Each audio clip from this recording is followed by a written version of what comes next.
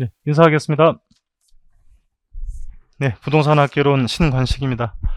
해커스에서 공부하신 수험생은 물론이고 올해 35회 중개사 시험 응시하셨던 모든 분들의 수고와 노고에 격려와 위로의 말씀을 드리도록 합니다.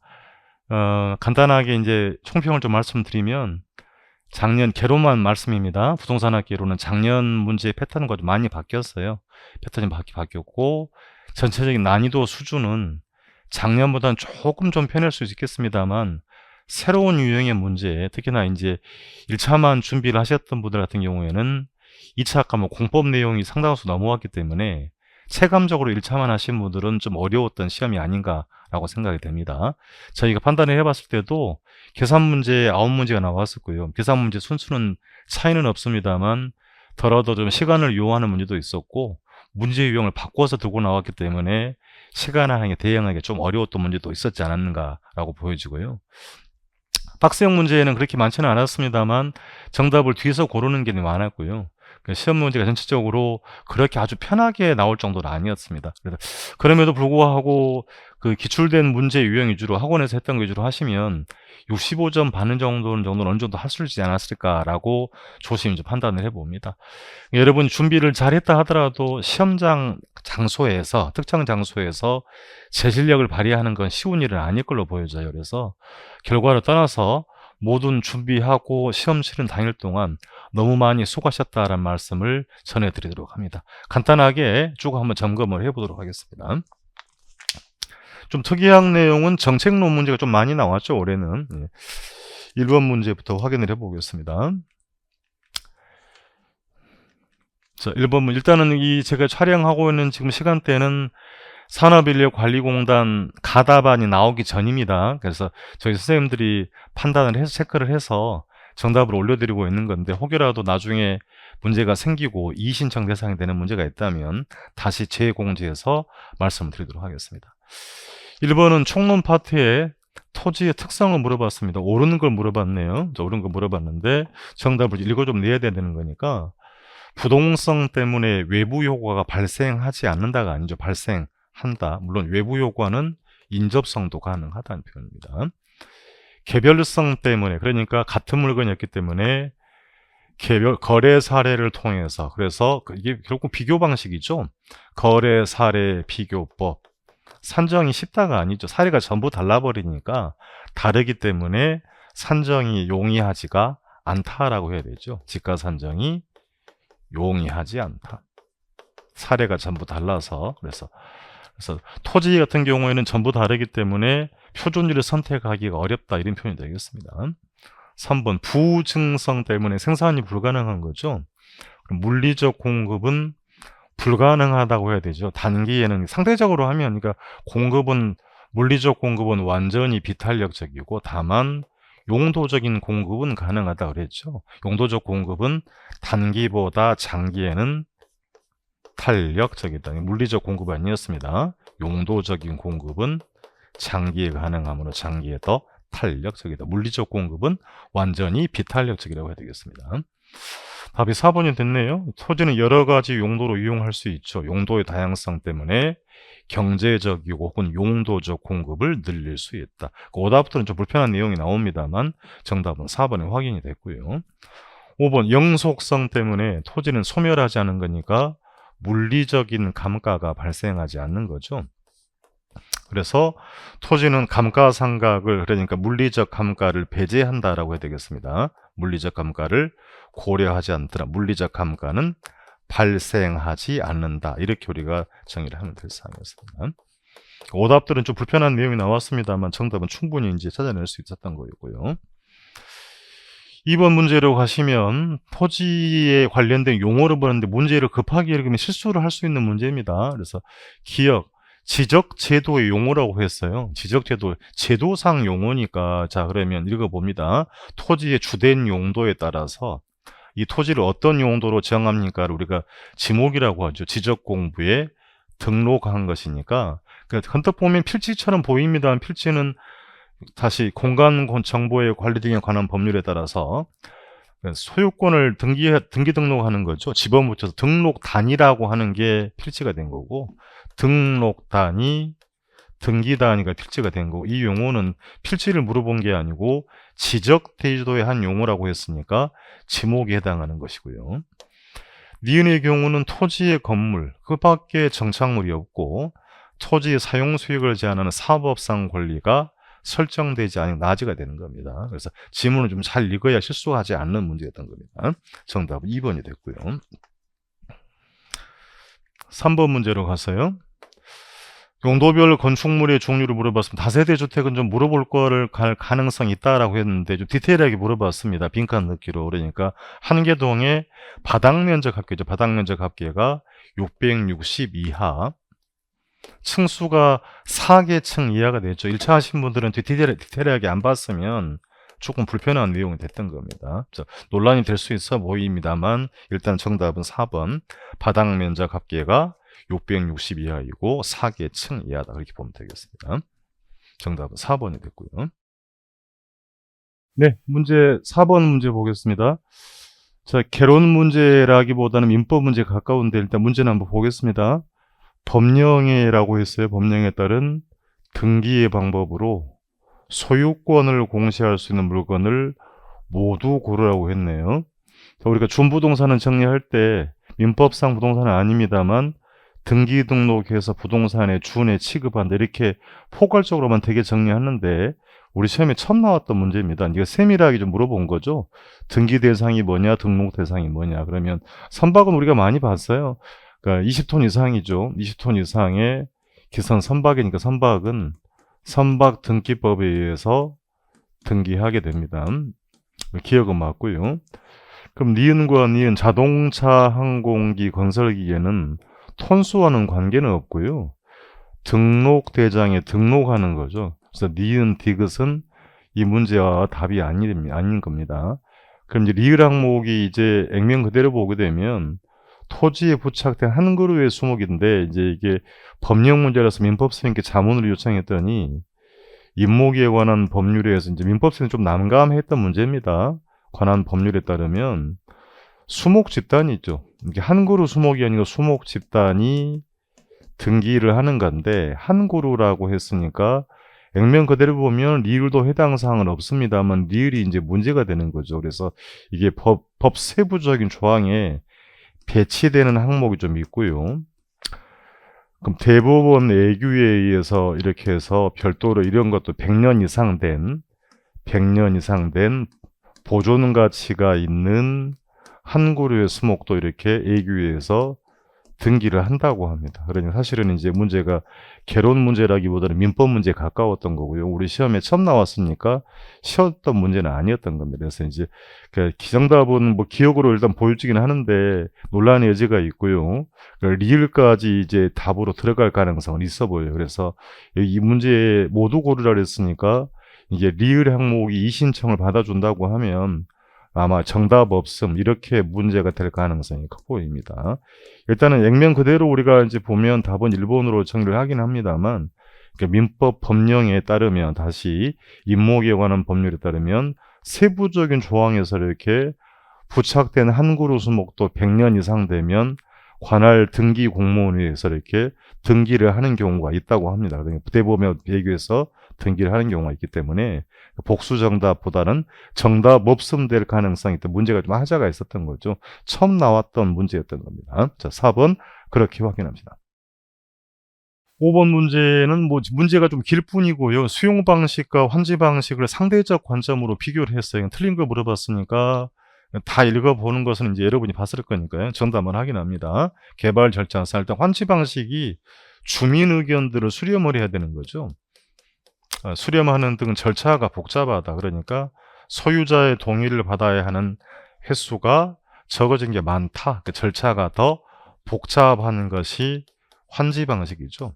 수용 방식은 강제로 취득하기 때문에 상대적 관점으로 사업 시행이 더디고 절차가 복잡한 방식이 환지 사업 방식이 됐습니다. 나머지는 우리가 점검을 추가를 했던 내용들이었던 겁니다. 6번 문제로 가서요. 네, 개발 내용인데 틀린 걸 물어봤습니다. 정답 위주로 좀 확인을 한번 하고 가겠습니다. 정답은 5번까지 또 읽어야 되는 상황이 됐어요. 나머지 이제 1번, 2번, 1번은 시장 분석을 수행하기 위해서는 시장 지역을 먼저 설정을 해야 되는 거죠. 뭐 기본 지문이 된 거고요. 2번 지문에 있어서 개발업의 관리 및 육성에 관한 법령상, 그러니까 개발의 행위를 물어봤는데 괄호 안의 내용은 중요했죠. 시공을 담당한 행위는 제외한다. 맞고요. 용도 변경, 한행 등 행위 등을 개발하려고 했던 겁니다. 3번, 민간이 시설물을 건설, 빌드했잖아요. 일정 기간 동안 운영, 오퍼레이트 한 겁니다. 오퍼레이트 한 것이고, 국가 지자체 등에게 소유권을 이전했으니까 트랜스퍼가 된 거죠. 그러니까 TMP니까 BOT 방식 맞습니다. 4번, 신개발, 재개발로 구분할 때 도시 및 주거환경정비 법령상, 뭐 그걸 중요한 건 아니고 재건축 사업을 물어봤으니까 신개발은 아니고, 앞에 봤던 환지사업 방식들이 미개발 토지를 새로운 태주로 개발하는 신개발 방식이라면 재건축 사업은 재개발 방식에 속하더라. 조금 모호하더라도 5번의 답을 보여줬습니다. 사업 위탁 방식과 토지 신탁 방식을 물어본 거죠. 공통점이 뭐죠? 업무를 맡기고 수수료 문제가 있다. 지분을 공유하지 않는 게 공통점인데, 소유권을 이전하고 그랬잖아요. 이전하는 방식이 토지 신탁 방식이고, 사업 소탁은 소유권을 넘기지 않죠. 소유권을 소유자가 유지하면서 하는 방식이 사업 소탁 방식이 되겠습니다. 그래서 이게 잘못되어 있죠. 5번이 답이 됐다. 그러니까 소유권 이전하는 방식은 토지 신탁, 사업 소탁은 소유권을 소유자가 유지하고 진행하는 방식이었던 겁니다. 답은 5번이 됐습니다. 7번 문제, 마케팅부 편하게 물어봤습니다. 기간에 나왔던 문 다르지 않고 기본기만 하면 하는 내용인 거니까. 그래서 사피 믹스, 프라이스, 제품 프로덕트, 유통 경로, 플레이스, 포지셔닝은 아닌 거죠. 프로모션, 촉진에 해당한다. 나머지는 아니었던 겁니까? 기억, 니은, 디귿, 미음. 쉽게 찾아냈을 거면 정답이 2번이 됐죠. 사피 믹스 요소만 가볍게 물어봤습니다. 8번 문제를 확인합니다. 경제론 파트에서 균형 가격과 균형량의 변화로 옳은 걸 물어봤어요. 자, 그러니까 이런 문제는 어쨌든 간에 세 개는 해결해야 된다라고 했던 겁니다. 자, 하나씩 볼게요. 거꾸로 가든지 아래로 내려오든 세 개는 해야 되는 거니까 수요와 공급이 모두 증가하고 수요의 증가폭과 공급의 증가폭이 같다라고 했죠. 이퀄이니까 둘 다 공통점이 증가하다. 그러면 균형 가격을 안 물어봤으니까 균형 거래량 어찌됐든 간에 감소가 아니고 증가한다가 된 거죠. 가격까지 물어본 건 아닙니다. 그러니까 수요가 증가되면 가격 상승하고 공급 증가, 가격은 하락하는데 균형 가격은 안 물어봤으니까 둘 다 증가, 양은 증가한다. 2번, 수요가 증가하고 공급이 감소하는, 역시 수요의 증가보다 공급의 감소폭이 더 크다. 부동으로 표기하라고 했던 거죠. 공급의 감소가 더 큰 거니까 큰 쪽만 본다 그랬습니다. 그럼 균형 가격 상승, 감소가 양이죠. 거래량 감소, 균형 가격은 상승한다가 되겠습니다. 3번, 수요 감소하고 공급은 증가하는데 수요의 감소폭이 공급의 증가보다 부동으로 크게 해서 큰 쪽만 본다. 그럼 균형 가격 하락, 거래량 감소. 틀렸습니다. 균형 가격 하락합니다. 4번, 수요와 공급이 모두 감소, 말이 양이라는 얘기죠. 양 감소했고 수요의 감소폭보다 공급의 감소가 더 크다. 그럼 큰 쪽만 보라고 했던 겁니다. 그럼 균형 가격 상승, 거래량 감소. 그러니까 거래량 감소 맞네요. 정답이 4번이 됐습니다. 5번, 수요가 증가하고 공급이 감소하는데 수요의 증가폭과 공급의 감소폭 이퀄이다. 그러니까 증가한 만큼 양이 증가한 만큼 양이 감소했다는 얘기잖아요. 10개 증가한 만큼 10개가 감소했다는 얘기니까 그럼 균형량은 변하지 않는 거, 그걸 물어본 게 아니네요. 수요 증가되면 균형 가격 상승, 공급의 감소, 균형 가격 상승하는 거니까 어쨌든 균형 가격은 하락이 아니고 상승한다고 해야 되는 거죠. 정답이 4번이 됐습니다. 9번 문제, 기간에 나왔던 문제 뭐 크게 다르지 않습니다. 그러니까 개념 정리만 하면 충분히 해결이 가능한 문제였던 거예요. 소형 아파트의 수요의 가격 탄력성 0.5 이렇게 나오면 딱 쓰라고 했던 겁니다. 가격 탄력성 0.9다. 그러면 가격 변화율에 대한 수요량의 변화율이었습니다. 자, 그리고 오피스텔 가격에 대한 오피스텔이 원인이 된 거죠. 소형 아파트의 교차 탄력성은 0.5다.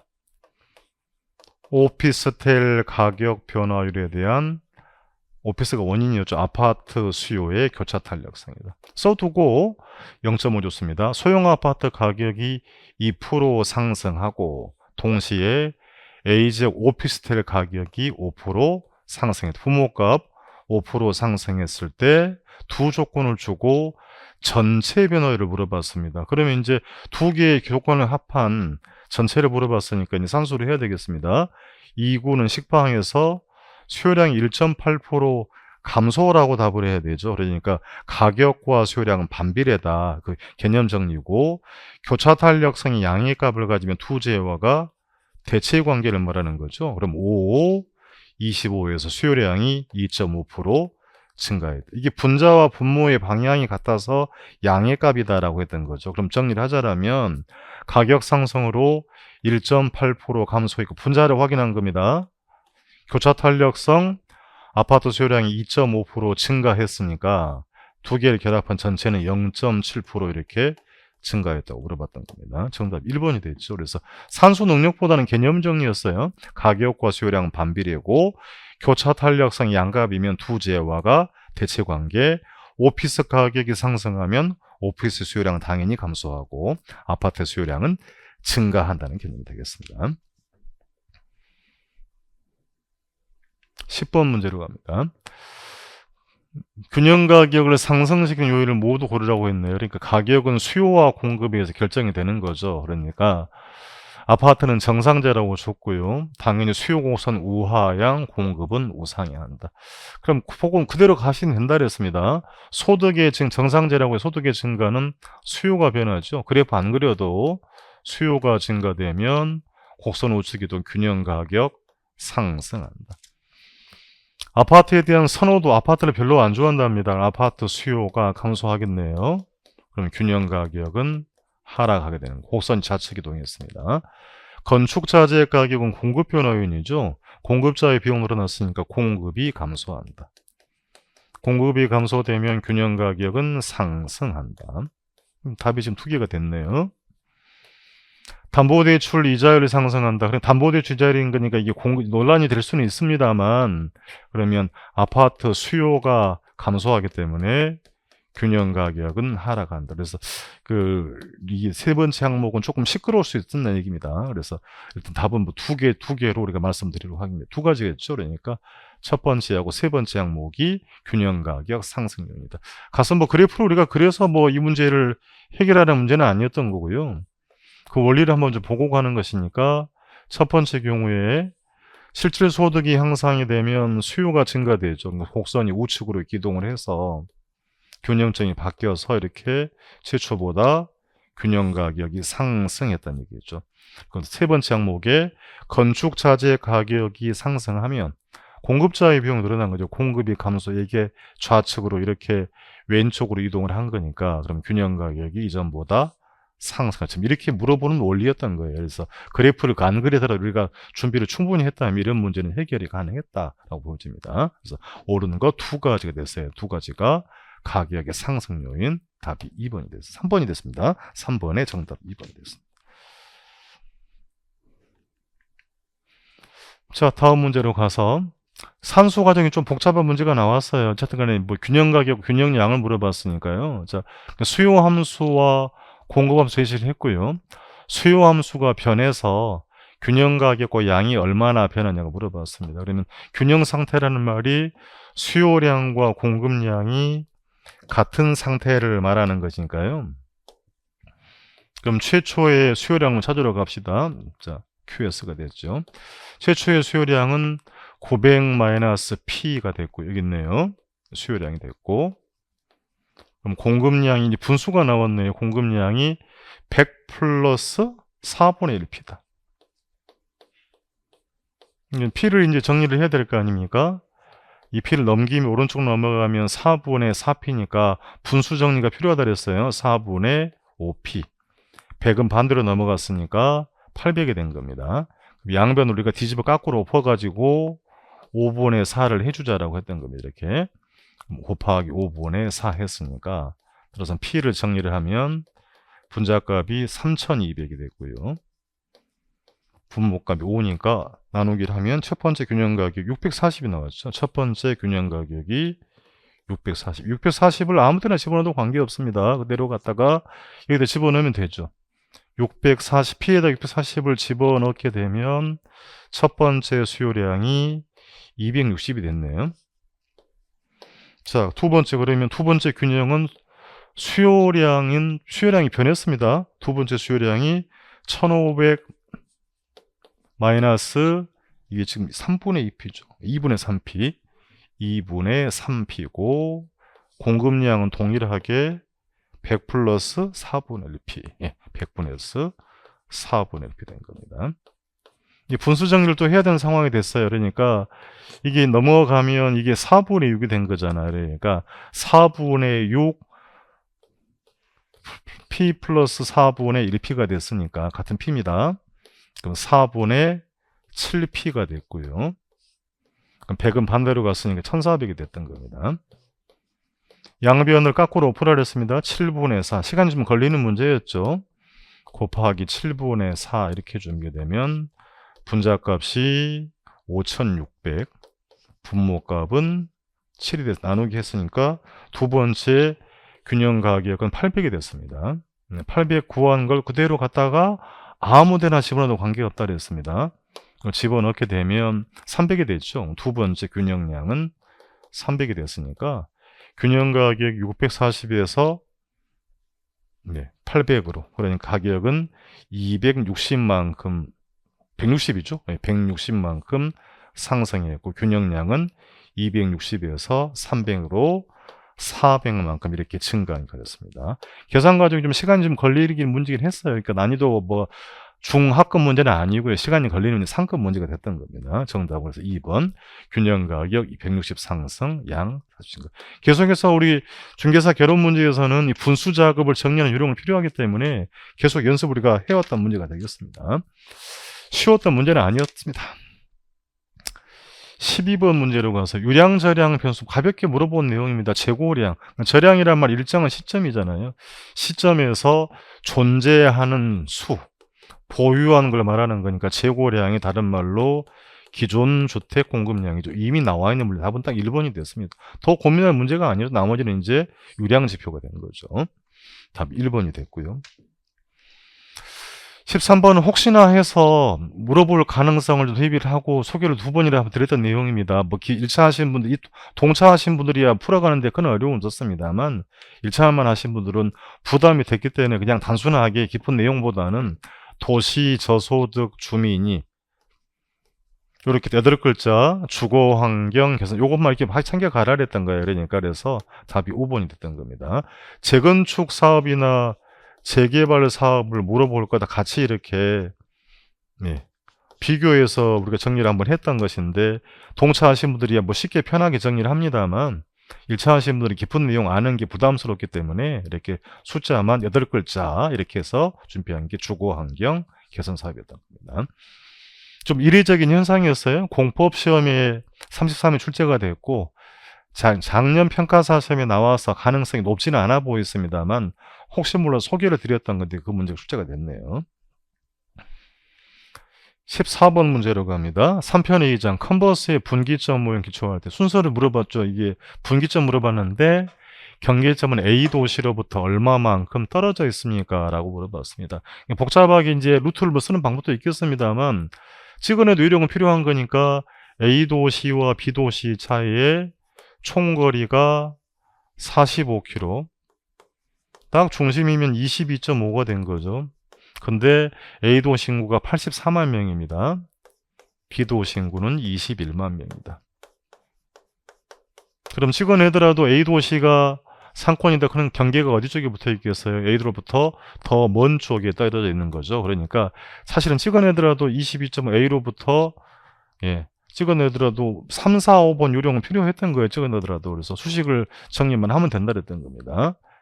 A 도시 인구가 자 비율로 쓰라 그랬죠. B분의 A 놓고 비율인 건데 A 도시 인구가 84만 명, B 도시 인구는 21만 명. 곱하기 거리의 제곱의 반비례 A까지 거리, B까지 거리. 결과가 1분의 1이다. 산수 능력이 좀 묘했던 문제인 겁니다. 약분이 좀 필요했던 거예요. 그러니까 약분을 하면 7로 하면 분자값은 14가 됐죠. 나누기 7하면 분모는 3이 12면 합니다. 12가 됐고 여기는 그러니까 3이 됐던 거죠. 그러니까 7로 약분을 한 거예요. 그러니까 지금 분자값은 12, 7, 3, 3이 된 분자 왼쪽값이 4가 된 거죠. 그럼 이게 1분의 4라는 얘기니까 거꾸로 엎어서 4분의 1이 돼야만 전체값 1이 되는 거니까 그러면 그 자승이니까 차분하게 돼서 거리가 2대 1의 비율로 분기가 되어 있는 거죠. 그러니까 4km, 1km가 아니고 2대 2 자시 2분의 1을 두 번 곱하면 4분의 1이잖아요. 그러니까 거리가 A 도시로부터 2대 1의 비율 떨어져야 돼. 전체가 45km, 전체 3분의 2가 된 거죠. 그러니까 3분의 산수를 하면 90km다. 네. 정답. 네, 답이 그래서 4번이 됐던 거죠. 30km. A로부터 30km 지점이 상권의 분기점이 된 겁니다. B로부터는 그러니까 15km가 된 거죠. 30km, 15km. 칙더라도 그러니까 이런 요령은 필요했던 거예요. 정답은 4번 30km 됐던 겁니다. A로부터 더 먼 지역이니까 30km점이 상권에 이게 분기점이 형성된다는 개념이 되는 겁니다. 15번 문제로 가서요. 입지임이 도시구조 이론입니다. 종합 문제가 됐고 틀린 거 물어봐서 틀린 거 위주로 볼게요. 2번 크리스탈러 이론은 중심지 이론이죠. 그러니까 중심성이라는 말은 하자는 없고요.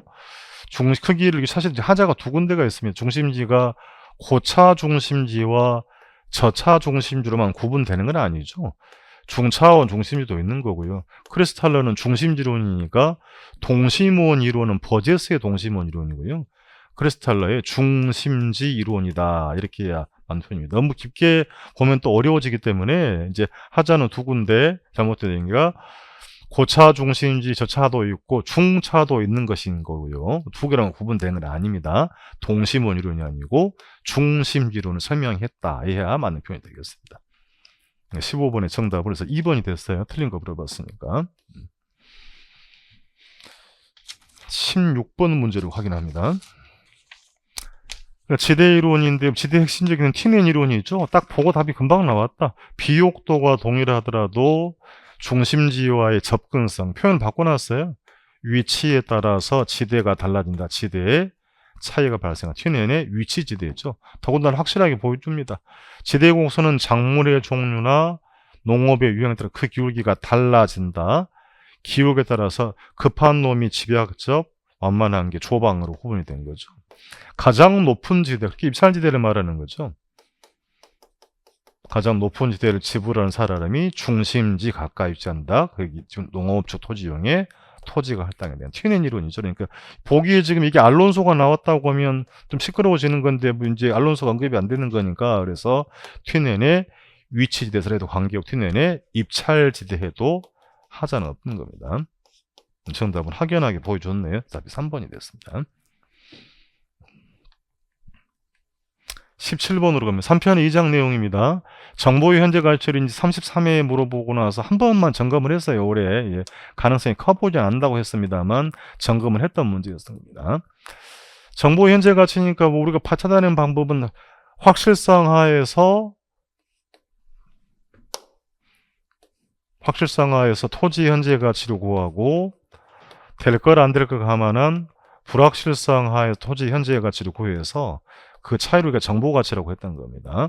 개발 가능성 60%니까 나머지 40%는 개발되지 않을 가능성이 된 것이고요. 1년 후라고 했습니다. 그럼 되면 14억 3천, 안 되면 8억 8천이다.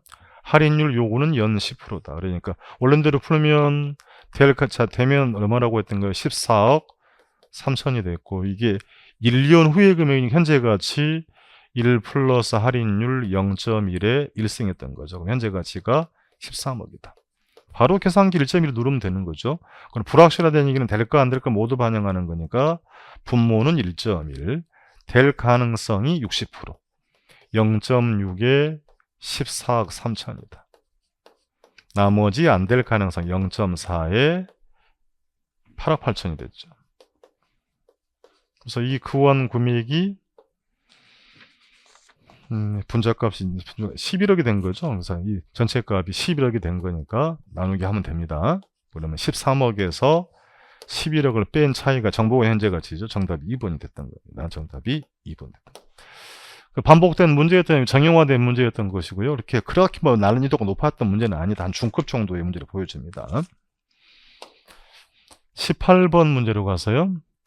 개론 시간에 공부를 했던 내용들은 2, 3, 4, 5번이고요.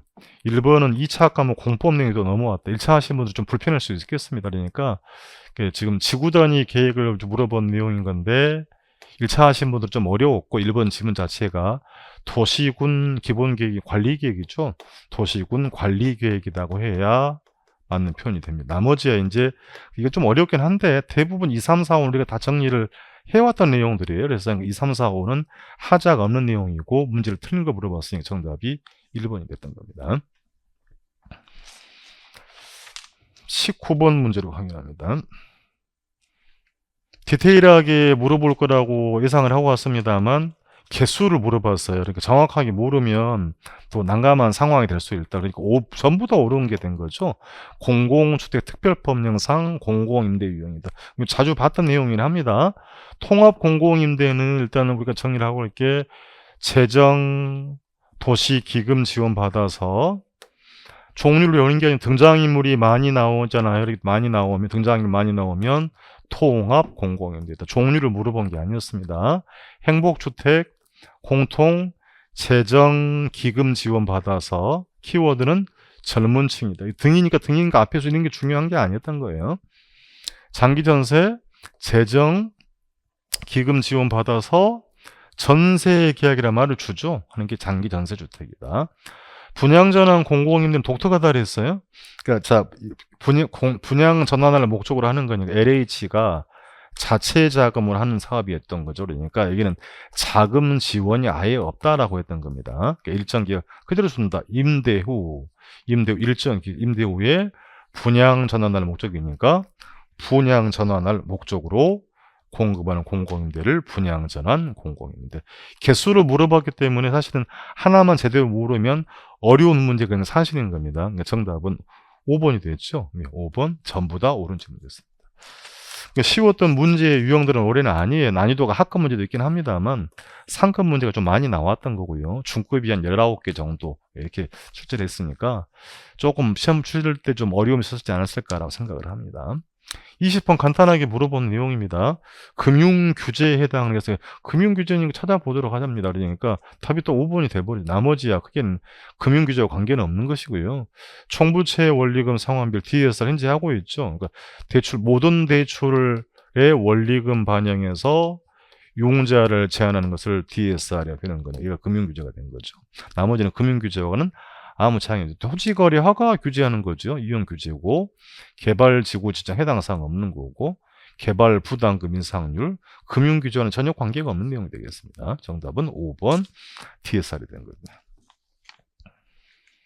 21번 역시 1차 하신 분들은 이 문제는 어려웠습니다. 결혼 시간에 공부를 한 건 아니고 동차를 하신 분들이야 찾아내는 건데 뭐 결혼 시간에 가볍게가 이 정도 맞았어요. 그러니까 300세대 미만 정도 국민주택 이 정도만 정의를 했던 건데 디테일하게 물어봐요. 일단 이 동차를 하신 분들이야 그렇게 어려운 문제는 아니었습니다만 4번 세대 구분형 공동주택 물어봤으니까 뒤에 포인트죠. 그 구분된 공간을 일부를 구분 소유할 수 있다가 아니고 없다, 없다가 돼야 되는 거죠.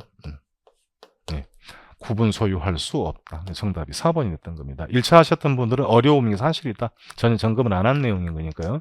수업 시간이 제가 2번 정도만 말씀드렸던 겁니다. 자, 다음 문제를 점검을 해볼게요. 22번 조세를 물어보기는 조금 까다롭게 물어보긴 했습니다만 1차 하신 분들 나머지는 찾을 수 있다. 옳은 걸 모두 고르라 그랬어요. 자, 그러니까 양도세 중과를 하면 보유자가 양도세를 내기 싫어서 매물을 걷어들이는 거죠. 매각을 뒤로 미루는 거다. 뒤로 미루면서 공급이 뒤따라서 감소하는 현상이잖아요. 잘못됐다. 틀렸고요. 니은을 몰랐다 치더라도요. 자, 디귿. 취득세는 취득 단계 내는 세금 맞고 상속세도 많긴 한데 둘 다 지방세가 아니죠. 취득세는 지방세, 상속세는 국세다. 잘못된 겁니다. 상속세는 지방세는 국세다. 틀렸고 증여세 처분 단계 아니죠. 양도세가 처분 단계고 증여세는 취득 단계에 부과되는 세금이 됐습니다.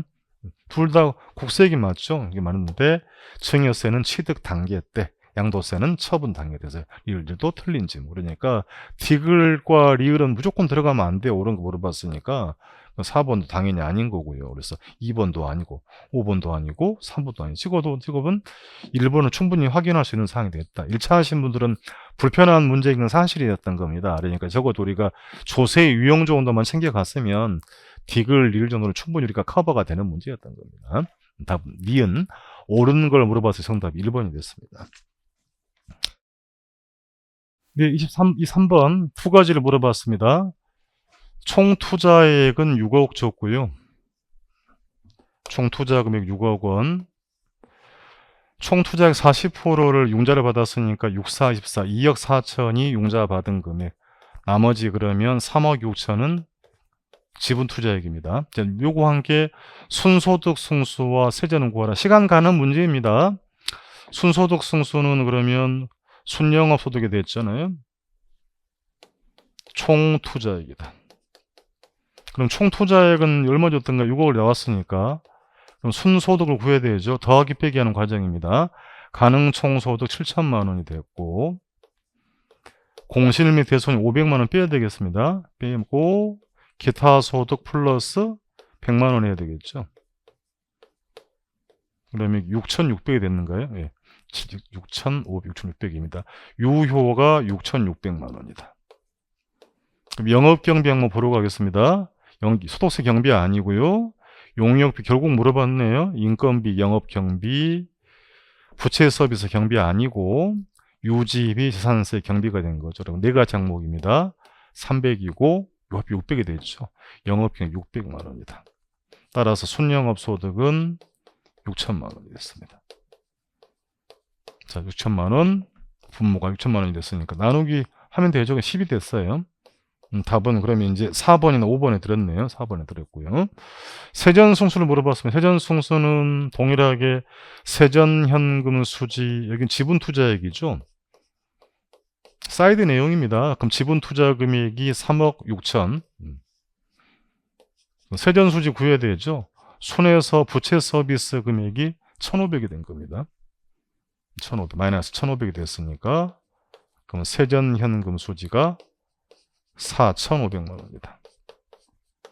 분자가 4,500 됐습니다. 3억 6천 나누기 4,500 하면 승수값이 나오죠. 그래서 정답이라서 8이 된 거죠. 8. 정답 4번이 됐던 겁니다. 난이도가 높은 문제는 아니었습니다. 역시 시간이 가는 문제다. 시간이 뺏어 먹을 수 있기 때문에 좀 주의를 해야 하는 문제였다고 했습니다. 이렇게 두 개를 요구하는 문제들은 시간이 좀 걸리는 문제이기 때문에 쉬웠던 문제는 아니었던 걸로 보여집니다. 24번 문제로 갑니다.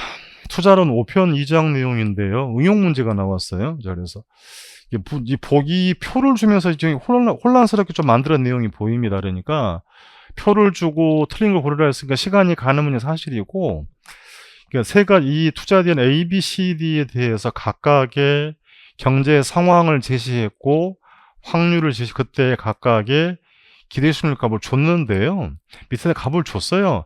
야산 A는 평균값이 4%, 기대수익률이 4%, 편차가 1.4, B 4%, 4.24, C가 되는 8%, 0.71, 그리고 D는 8%, 4.24다. 그러면 일단 여기서 우리가 보고 갈 것 내용들으니까 기대수익률 값을 다시 했으니까 A와 B는 기대수익이 같으므로 위험이 작은 A가 B를 지배한다. 이렇게 할 수 있는 거잖아요. C하고 D 기대수익이 같죠? 편차가 작은 게 선호가 되는 거죠. 그럼 C가 또 D를 지배한다라는 겁니다. 응용해서 냈던 문제인데 넘어가 버리네요. 이게 문제가 빠졌습니다. 제가 읽어야 되겠네요. 자, 편집하다 빠졌네요. 1번 문제. A와 B는 동일한 기대수익을 가진다니까 A와 B는 같잖아요. 그러니까 1번은 틀린 거 물어보면 1번은 맞는 지문입니다. 2번 문제, 낙관적 시장 전망, 낙관적 전망입니다. 전망일 때는 D의 수익률이 가장 높다. D가 14%가 됐죠. 맞네요. 그러니까 2번도 맞는 질문이 됐고. 3번, 자산 C와 D는 동일한 위험이다. 그럼 C하고 D를 확인합니다. 동일한 위험 편차를 물어봤으니까 편차가 당연히 다르죠. 눈에 보이는 대로. 그 값을 계산하라는 게 아니고 보고 확인하는 거니까 편차값이 당연히 다르다. 답이 3번이 됐습니다. 답이 3번. 정답이 3번이 됐고요. 4번 지문. 평균 분산 지배 원리에 따르면 C는 A보다 선호한다. 자, 이게 정확한 의미를 알고 가는 거니까, 그럼 C하고 A는 지배 관계는 아닙니다.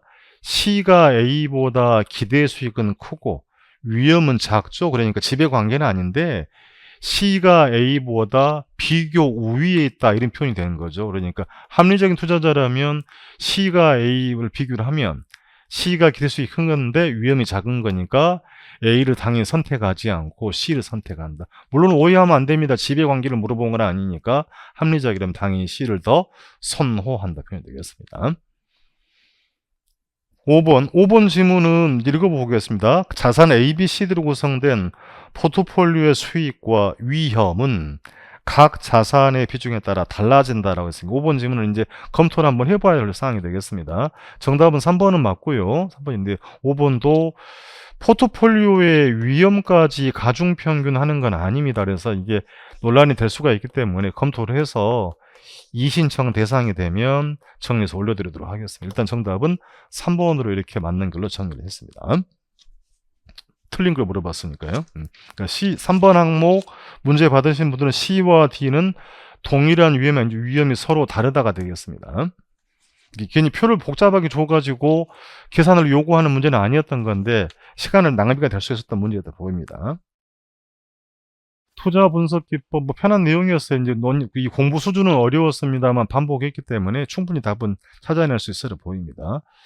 틀린 거 위주로 볼게요. 5번에 내부 수익률법에서의 현금 흐름의 재투자율, 할인율은 그 할인율이 뭐예요? 내부 수익률을 말하는 거잖아요. 그러니까 이게 물어보는 게 수년가의 할인율은 요구 수익률을 사용하지만 내부 수익률법에서는 내부 수익률을 사용한다는 거죠. 요구가 아니고 내부 수익률을 사용한다라고 해야 맞는 표현이 되겠습니다. 개론의 기본 지문 다를 수 있다. 수년가와 내부 수익률은 시간 가치 고려한다. 현재 가치 한다는 얘기죠. 나머지는 크게 문제가 안 됐던 것이고요. 다 우리가 점검을 해왔던 지문들이 때문에.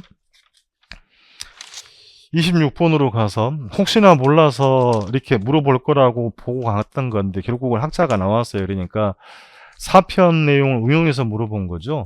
토지에만 세금 부과하더라도 재정을 충당할 수 있고 나머지 모든 세금 철폐에도 경제에 나쁜 영향을 주지 않는다는 게 헨리 조지의 토지 단일세, 토지 가치세다. 그냥 깔아주는 문제였던 겁니다. 4번이 됐던 거죠. 이제 그 위에 문제가 나왔네요. 그러니까 점검을 가볍게 한번 갔다 갔다는데 편하게 나왔던 문제였던 겁니다. 27번 자본 환원율은 5, 6, 8편의 종합 문제가 된 겁니다. 여기서 마찬가지 최근에 나왔던 문제가 또 반복해서 나왔어요. 그러니까 자본 환원율을 동의어로 쓰면 종합 자본 환원율이죠. 총 투자 수익률을 쓰기도 하고 종합 환원율 혹은 자본 환원율이다. 그대로 읽어내면 됩니다. 순영업 소득을 가격으로 나눈 값이다. 그러니까 부동산 가격에 대한 순영업 소득의 비율, 총 투자액에 대한 순영업 소득의 비율을 종합 자본 환원율이라는 거죠. 시장이 균형을 이루더라도 자산의 유형 등이니까 안 중요하다. 특성에 따라 자본 환원율이 서로 다를 수 있는 거죠. 투자자마다 요구 수익률이 달라진다라고 했죠. 이게 성격이 요구 수익률이라고 했던 것이니까 2번 지문은 할인율 개념으로 정의를 한 겁니다. 위험 보상 정도가 달라지면 요구도 달라지는 거니까 자본의 수준이 달라지면 자본 환원율 서로 다른 부동산이 존재할 수가 있다는 개론의 기본 지문이었습니다. 3번 자본 환원율은 자본의 기회비용 일종의 요구 수익률이다.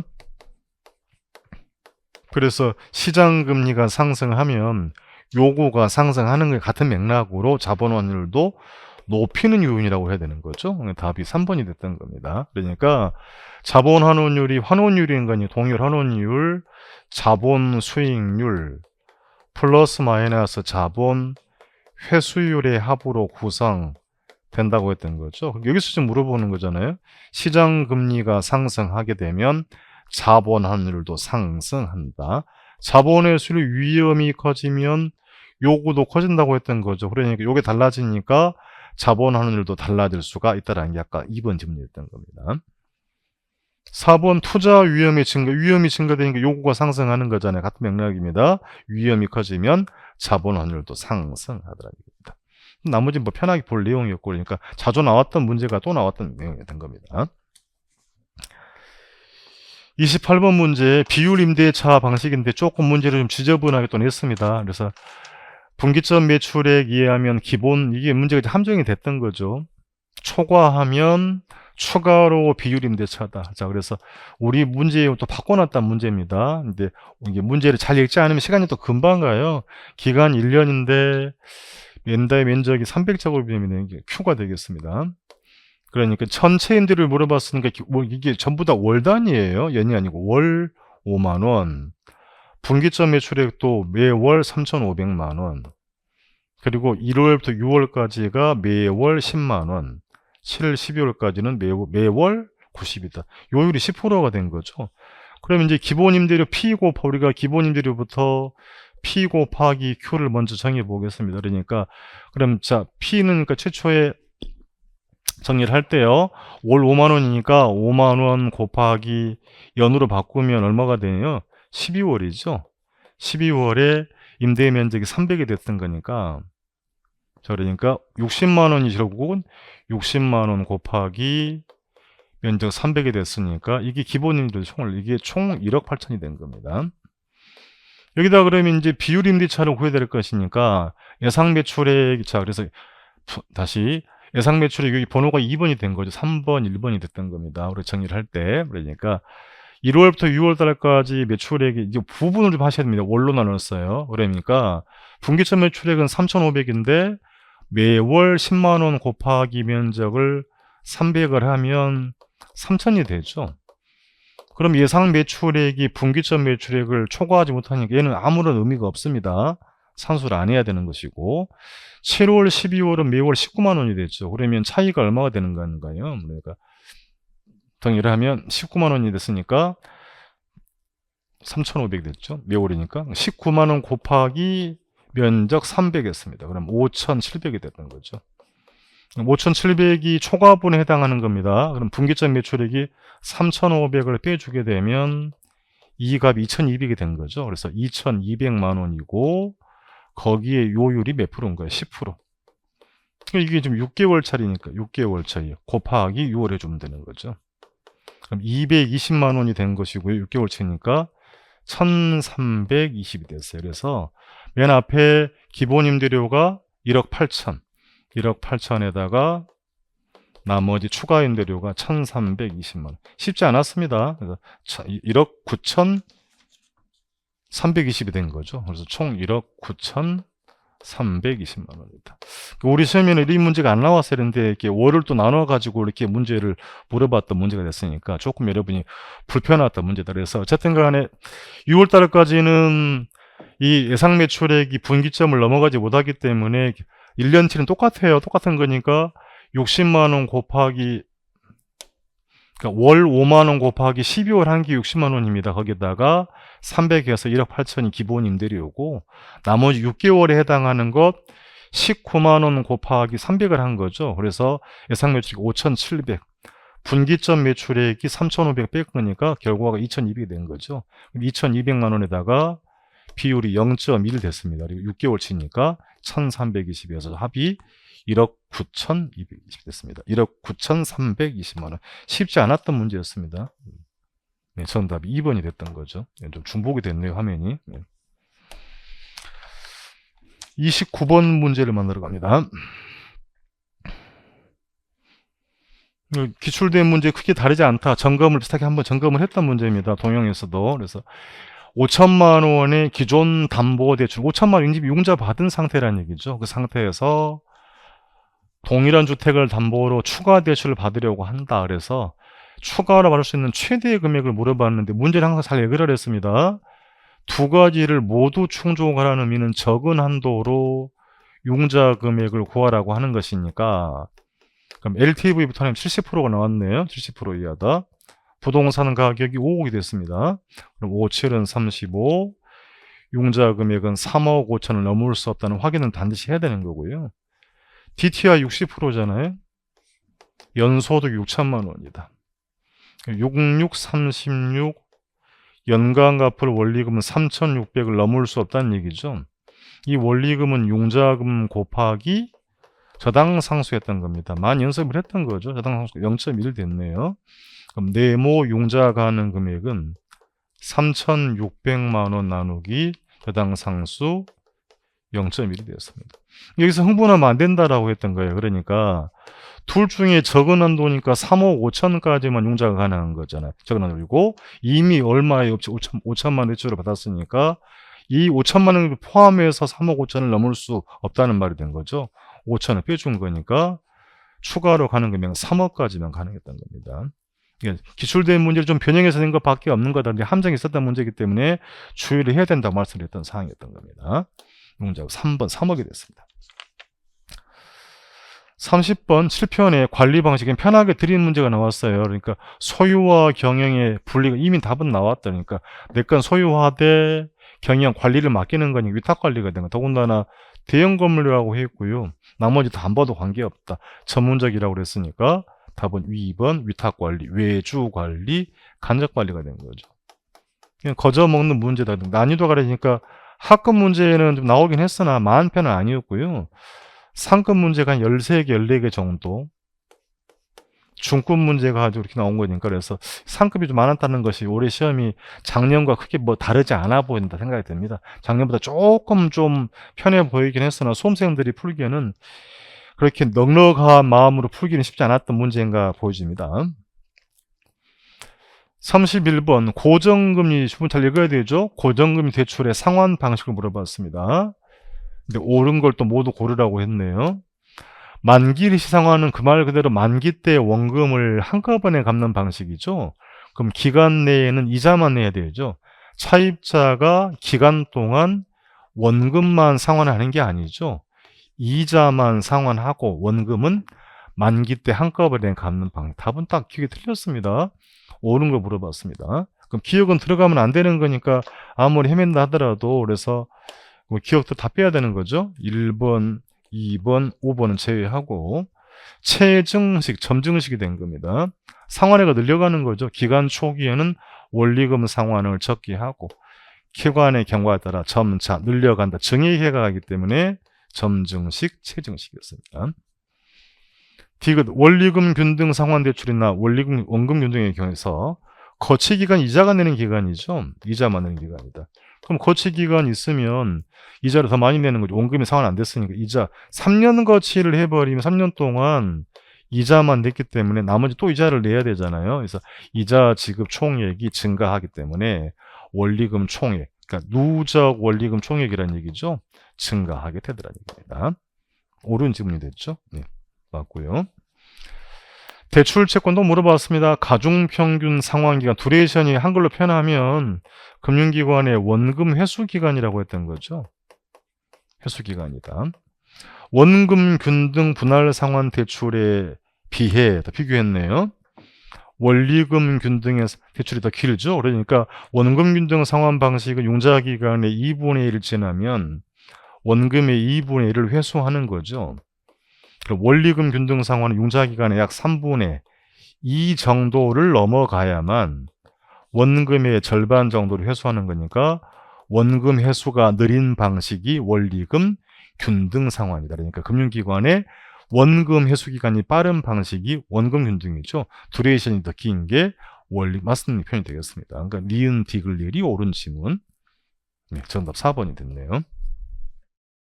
네, 32번 문제를 봅니다. 6편.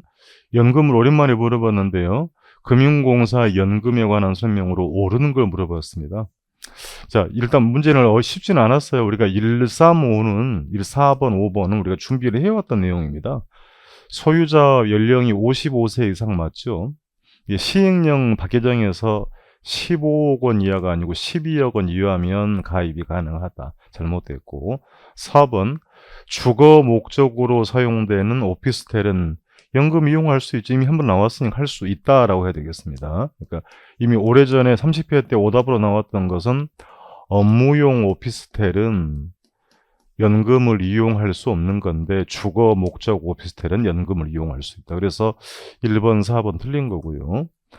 5번 주택담보연금을 이건 점검을 했던 문제입니다. 그래서 연금 받을 자의 권리를 보호할 목적으로 하는 거니까 타인에게 양도할 수도 없고 압류할 수도 없다라고 해야 되는 거죠.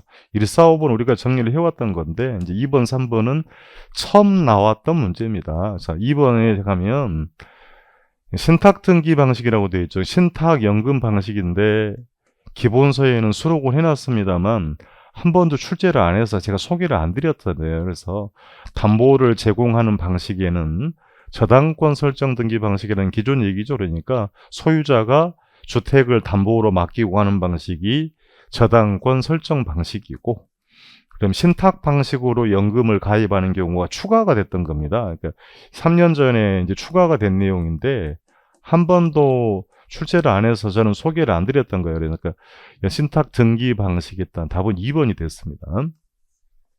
3번 소유자가 생존해 있는 동안에만 노후 생활 자금 받는 연금 방식이 있죠. 받을 수 있는 건데 배우자에게는 승계될 수 있다라고 해야 되죠. 승계된다. 자, 그러니까 부부 한 사람이라도 55세 이상 하면 부부 모두 다 연금을 받을 수 있는 것이니까 소유자 남편이 사망을 하더라도 방향연금은 승계될 수 있다라고 해야 되겠습니다.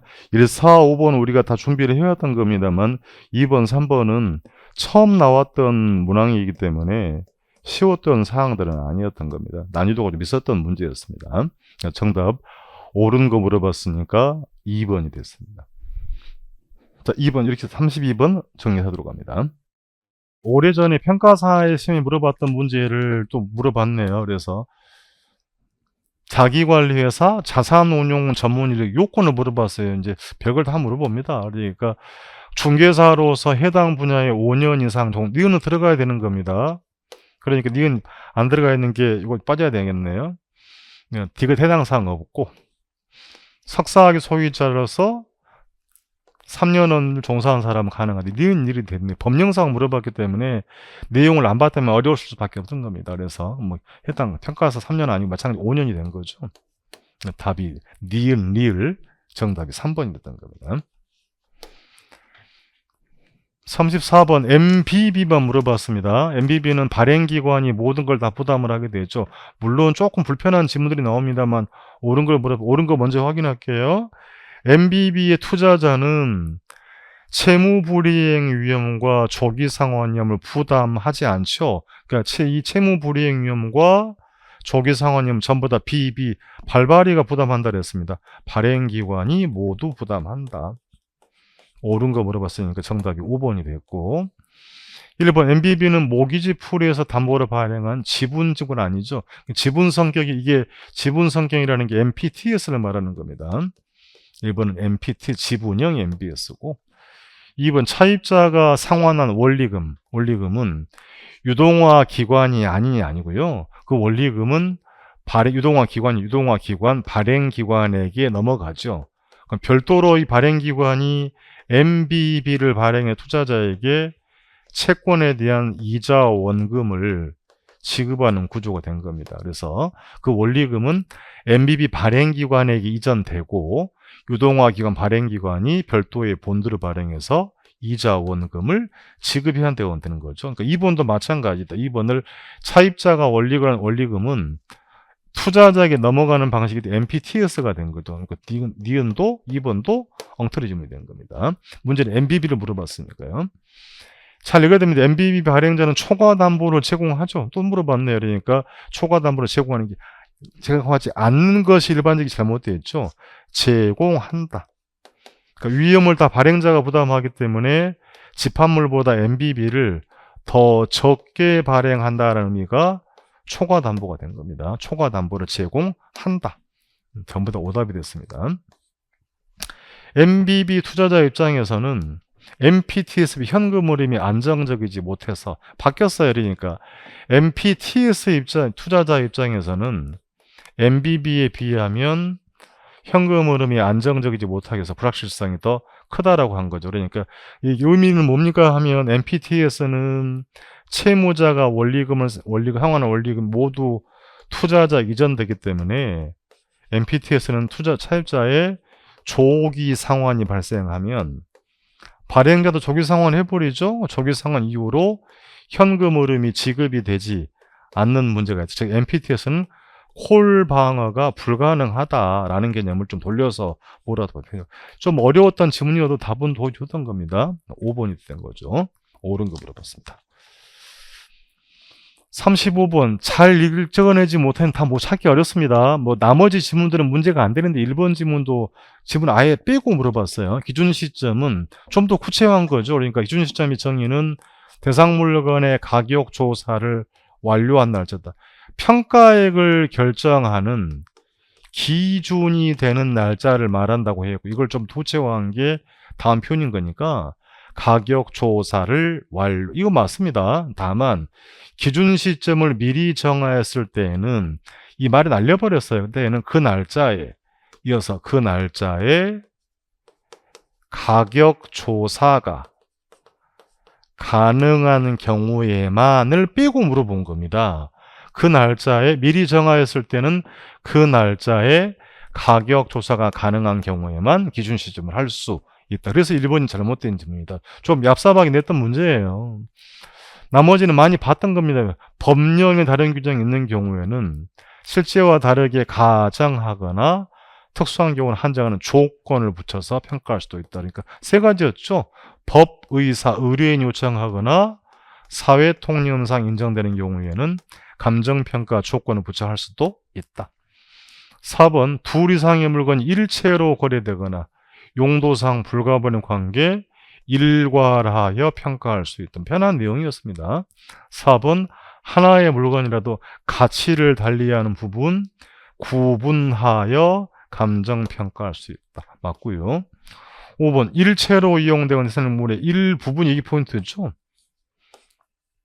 감정평가할 특수한 목적, 합리적 이유가 있는 경우는 그 부분에 대해서 평가할 수 있다. 수용된 일부를 보상평가하는 경우가 5번 지문이 된 거죠. 그래서 규칙 지문 그대로 물어봤습니다만 사실 1번을 꼼꼼하게 못 보면 답 찾기가 쉽지 않았을 거라 보입니다. 그 기준점 미리 정하였을 때는 그 날짜에 가격 조사가 가능한 경우에만 기준 시점으로 할 수 있다라고 해야 정확한 답이 되겠습니다. 36번 문제로 갑니다. 차라리 감정평가 방식이 계산 문제들이 정형화된 문제이기 때문에 접근이 더 편하다고 했어요. 환원이율을 구하라고 했습니다. 그러니까 자본 환원율인 거니까 자본 환원율은 부동산 가격에 대한 순영업소득의 비율을 말한다 라고 했던 거죠. 그러니까 총투자 수익률을 이렇게 환원이율, 자본 환원율, 종합 자본 환원율 썼던 거죠. 그러면 이제 부동산 가격이 직접 하는 뭐 큰 의미는 없고요. 그래서 가액이 나왔어요. 부동산 가격이 5억 원이죠. 부모값이 5억이다. 여러분은 그러면 순만 더하기 빼기만 해주면 되는 거죠. 가능 총소득이 5천만 원이 됐고요. 공실대손이 가능이 10%니까 계산기도 필요 없네요. 500 빼면 되겠습니다. 그럼 유효 총소득이 4,500이다. 운영경비, 영업경비가 나왔죠. 경비가 가능이 20%. 가능이 20%니까 1,000만 원이 된 거죠. 따라서 순영업소득은 3,500이 되었습니다. 더 할 건 없는 겁니다. 분자값 3,500만 원 나누기 5가 7%. 점검을 많이 했던 문제였던 거죠. 답 1번 7% 됐습니다. 네, 37번 보겠습니다. 자료 활용해서 거래 사례 비교법으로 산정한 대상 토지 가액 물어봤습니다. 그러니까 문제는 잘 읽어야 되고 이 문제는 백선 문제와 동형에서 2번이나 점검을 했던 겁니다. 그냥 비교 방식에서 가장 출제 가능성이 높은 문제라고 판단을 했던 건데 거의 유사하게 나왔어요. 그래서 대상 토지 확인합니다. 토지 현황이 그리고 확인할 게 용도 지역이 3종 일반 주거 이게 반드시 확인하라고 했죠. 그리고 이용 상황 상업용 토지가 된 거고요. 면적이 100제곱미터입니다. 기준시 날짜 확인하고요. 거래 사례가 나와 있죠. 사례가 마찬가지 3종 일반 주거 확인합니다. 같은 주거 지역에 있는 거고 이용 상황 상업용 맞고요. 그럼 사례 면적이 200이니까 면적이 차이가 있네요. 순서는 뭐 중요한 건 아닙니다만 사례 면적 200이고 대상 토지가 100이 됐으니까 면적 비교치는 0.5는 찾았습니다. 거래 가격이 6억 2,500이 나왔는데요. 이제 처음 또 문제를 바꿔놨어요. 그래서 괄호 안에 가격 구성비가 토지와 건물이 80% 20%에 되어 있죠. 그럼 문제는 토지를 물어봤으니까 전체 6억 2,500만 원 곱하기 토지 가격 구성 0.8이 된 거죠. 그러면 5억 원이 적정한 실거래가 토지 가격이 된 겁니다. 그럼 여기 박스가 넘어가 버리는 거니까 사례 가격은 5억이 됐고요. 면적 비교치는 0.5. 이 두 개 해결했습니다. 자, 거래 시점 24년 5월 1일 같은 연도 맞고 지장 없고요. 넘어가니까 확인하겠습니다. 지가 변동률이 나와 있죠. 조금 전에 앞에서 우리가 다시 확인을 하면 보고 왔습니다만 일반 주거지역이 있잖아요. 주거지역인 거니까 지가 변동률도 마찬가지 주거지역 4%는 사용하게 되는 거죠. 1.04가 된 거죠. 상업지역 5%는 사용하지 않는 이게 함정이 됐던 겁니다. 지역 요인 같은 지역이 있으니까 필요 없고요. 개별 요인 대상 토지는 주어가 된 거죠. 사례에 비해서 10% 오세니까 바로 1.1, 100분의 110이다. 그럼 앞에 했던 걸 확인하면 토지가액 적정한 실거래가 5억이고 면적 비교 앞 페이지에 정리하고 왔습니다. 면적 비교치 0.5. 이게 면적 비교치였죠. 이 페이지에 있는 주거지역 4% 상승 1.04. 그리고 개별련 1.1 됐습니다. 계산기를 다시 눌러서 확인해 보겠습니다. 5억 원 곱하기 0.05 0.5 곱하기 1.04 곱하기 1.1 했어요. 자, 그래서 2억 8,600만 원이 됐던 겁니다. 그래서 정답 2번이 됐습니다. 비슷하게 문제를 물어봐서는 다만 차이점은 우리가 앞에 문제의 조건에서 확인했던 것처럼 죄송합니다. 확인했던 것처럼 요거 하나 바꿔놓은 거죠. 문제 조건을. 그러니까 거래 가격이 6억 2,500인데 괄호 안에 조건을 준 거죠. 가격 구성 요걸 확인하라는 것이니까 그래서 가중평 개념을 활용해서 그 금액이 곱하기 0.8에서 적정한 실거래가가 5억이 됐던 겁니다. 37번 그래서 정답 2번 이렇게 확인을 했던 겁니다. 역시 우리 시험에 안 물어봤던 거 두 가지 2번, 3번 한 번도 안 물어봤던 내용입니다. 이제 1번, 4, 5번이야 들어보긴 했어요. 자, 제조달 원가란 대상 물건은 항상 기준 시점에서 이것만 챙기면 되는 거죠. 적정 원가의 총액이고 원가를 구성하는 표준적 건설비에는 수급인 건설업자 이윤이 포함이 된다. 맞습니다. 그러니까 1번, 4번 다 맞고요. 원가를 구할 때는 직접법을 사용할 수도 있고 간접법을 사용할 수도 있다. 이게 처음 나왔던 지문이긴 합니다. 근데 이제 2번, 3번도 마찬가지. 우리 시험에는 한 번도 이런 게 언급이 안 됐다. 그러니까 이게 쓰면 바꿔 쓰면 그래요. 총가격 적산법이라고 합니다. 구성단위법은 단위비교법이라는 말도 쓰는 거고요. 비용지수법 이렇게 물어봐도 그러니까 사실은 이거 외우지 않았으면 손도 못 대는 문제가 된다. 원가를 구하는 방법이 되는 것이고요. 원가는 물건을 일반적으로 생산하거나 취득하는 소요되는 비용으로 하되 제세 공과금을 이게 잘못된 거죠. 포함한다. 감리비 등등등 에도 포함된다. 원가는 표준적 건설비에 건설에 수반되는 통상 부대비용 합으로 구성되는데 그 부대비용 안에 제세 공과금을 반영한다고 이걸 좀 물어본 건 사실은 너무 좀 잔인하게 물어봤습니다. 그러니까 평가사 시험에서 잘 안 물어봤던 내용인데 이런 것들을 우리가 중개사 시험에 냈네요. 그래서 1번, 4번, 5번이야 크게 문제가 안 돼도 2번, 3번은 제법 난이도들이 높은 내용이다. 왜 한 번도 안 나왔던 문제이기 때문에 풀기가 쉽지 않았을 거라 보여집니다. 그러니까 제세 공과금도 포함해서 산정한다라고 정의를 하면 되겠습니다. 정답은 3번이 됐어요. 39번 가격 공시에 관한 법률. 정답을 다 5번으로 뒤로 밀어놨습니다. 틀린 거 물어봤네요.